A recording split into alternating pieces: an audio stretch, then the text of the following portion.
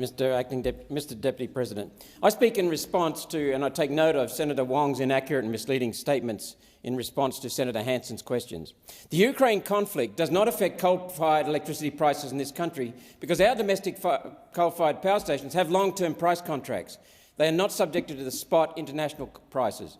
Fuel prices in coal-fired generation are a tiny proportion of the costs. Secondly, no country transitioning to unreliable solar and wind has reduced electricity prices. Countries that increase solar and wind increased electricity prices every time. The relationship is approximately linear. More solar, more wind, higher prices. Thirdly, CSIRO projections rely on applying favourable and unreasonable hurdle rates for investing in unreliable and expensive solar and wind costs.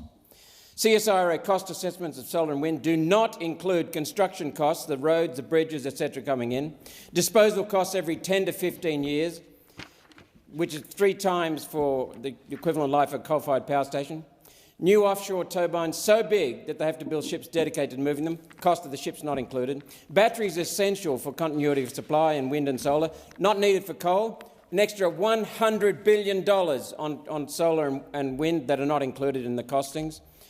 Grid stability management due to wind and solar being unstable and asynchronous are not included in the costings. Transmission lines, because the distance from the generation sources to the cities where the customers are so big, the transmission lines are estimated to be an extra $50 billion expense not needed for coal-fired power. Why are solar and wind still subsidised? Who pays for these subsidies? The electricity users. That's what's driving up, in part, our electricity generation costs.